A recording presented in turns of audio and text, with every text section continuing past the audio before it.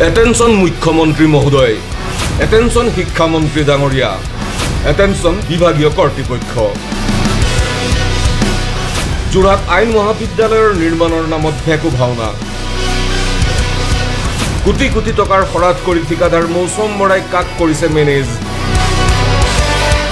দুৰ্নীতিৰ বৰভোজ পাতি কিমানৰ মাজত ভগাইছে টকা।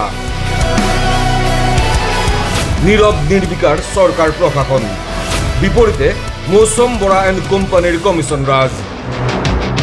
যোৰহাটৰ হাজাৰ হাজাৰ শিক্ষাৰ্থীৰ সোণালী ভৱিষ্যত ধ্বংস কৰি আইন মহাবিদ্যালয়ৰ নিৰ্মাণৰ নামত কেইজনমান দালালে সংঘটিত কৰিছে ব্যাপক দুৰ্নীতি। খুদ মুখ্যমন্ত্ৰী হিমন্ত বিশ্ব শৰ্মাই ভূমি পূজন কৰি আধাৰশিলা স্থাপন কৰি মহাবিদ্যালয়খনত আজি ৩ বছৰ ধৰি বিষয়া ঠিকাদাৰ দুৰ্নীতিৰ যি মহাভোজ পাতিছে তাত যোৰহাটৰ শৈক্ষিক মহলৰ লগতে সচেতন নাগৰিকৰ চকু কপালত উঠিছে।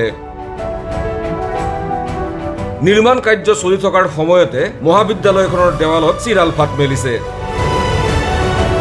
সেয়া আপোনালোকে নিজেই প্ৰত্যক্ষ কৰক।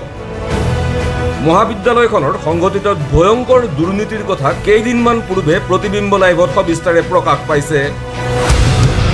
ঠিকাদাৰ আৰু বিভাগীয় বিষয়াই মিলি সংঘটিত কৰা এই চৰম দুৰ্নীতিত সমগ্ৰ যোৰহাটতে এতিয়া তীব্ৰ প্ৰতিক্ৰিয়াৰ সৃষ্টি হৈছে। গৰজি উঠিছে যোৰহাটৰ দল সংগঠন, যাৰ পৰিপ্ৰেক্ষিতত এই বিষয়ে মুখ্যমন্ত্ৰীকে ধৰি বহুবল্কী বিধায়ক ৰূপজ্যোতি কুৰ্মীকো অৱগত কৰা হৈছিল। কিন্তু গালু বালু খোলা কুটিৰ তাল।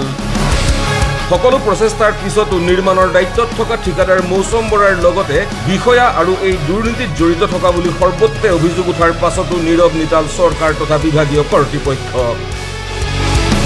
প্ৰশ্ন উঠিছে, কেৱল কমিছনৰ অংক কৰি টকা আত্মসাৎ কৰিবলৈকে মহাবিদ্যালয়খনত স্থাপন কৰা হৈছিল নেকি আধাৰশিলা?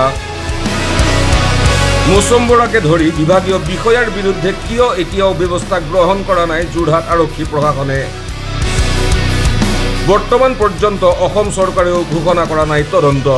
অতি লজ্জাজনক বিষয় যে আমি ইতিমধ্যে স্মাৰক পত্ৰ প্ৰদান কৰিছিলোঁ। কলিয়াপানী স্থিত যিখন আইন মহাবিদ্যালয়ৰ কাম যিটো আৰম্ভ হৈছিলে, এই আৰম্ভ হোৱাৰ পাছতে আমাৰ যথেষ্ট এই আইন মহাবিদ্যালয়খনক লৈ পেলাই আমাৰ যথেষ্ট আশা আৰু প্ৰত্যাশা আছিলে। তাৰ পাছত আপোনালোকে সকলোৱে দেখিলে যে ইয়াত কাম আৰম্ভ হ'ল, তাৰ পাছত চিৰাল ফাট মেলা দি ইয়াৰ প্লাষ্টাৰ ফাটিবলৈ আৰম্ভ কৰিলে, প্লাষ্টাৰ চুলেই সৰি পৰে আৰু আপোনাৰ যি ক'ব লাগিব যে প্লাষ্টাৰৰ মাজৰ পৰা আকৌ বস্তাৰ ৰছী ওলাইছে, বালিৰ মাজত বস্তাৰ ৰছী ওলাইছে। এনেকুৱা ধৰণৰ অতি দুৰ্নীতিপৰায়ণভাৱে অতি নিম্নমানৰ অতি অনিয়মেৰে যি কাম কৰিছে যিগৰাকী ঠিকাদাৰ মৌচম বৰা নামৰ ঠিকাদাৰ, এই ঠিকাদাৰগৰাকীৰ অতি ময়মতালিৰ কাৰণে যি কাম কাজ হ'ল, আমি অসমৰ মুখ্যমন্ত্ৰীগৰাকীক আমি দাবী জনাব বিচাৰিছোঁ। মুখ্যমন্ত্ৰীগৰাকীৰ হাততে যিহেতু এইটো বিভাগ আছে, PWD বিভাগৰ যিগৰাকী যোৰহাটৰ এক্সিকিউটিভ ইঞ্জিনিয়াৰ, তেখেতকো আমি দাবী জনাব বিচাৰিছোঁ, এই যিগৰাকী ঠিকাদাৰ আছে ঠিকাদাৰগৰাকীৰ ওপৰত অতি সোনকালে বিহিত ব্যৱস্থা গ্ৰহণ কৰক। তেখেতে ইতিমধ্যে এই কামবোৰ কৰাৰ পাছতো কিন্তু বিভাগটোৱে চকুমুদা কুলিৰ দৰে তেখেতে 12টাকৈ নতুন বিভিন্ন ধৰণৰ কাম দিছে।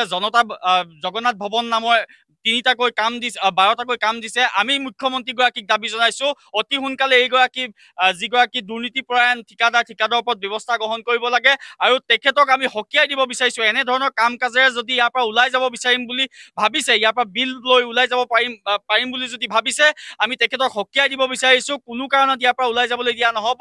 আমি স্পষ্ট ৰূপত কৈছোঁ, আমি গণতান্ত্ৰিক আন্দোলন গঢ়ি তুলিম আৰু তেখেতক আমি সকীয়াই দিব বিচাৰিছোঁ। কোনো কাৰণত এনেকুৱা ধৰণে কণা সাহস পতান দিয়া ধৰণে কাম কৰিবলৈ আমি দিয়া নহ'ব। টিয়কৰ পৰা পাৰ্থ হাজৰিকাৰ ৰিপৰ্ট, প্ৰতিবিম্ব লাইভ।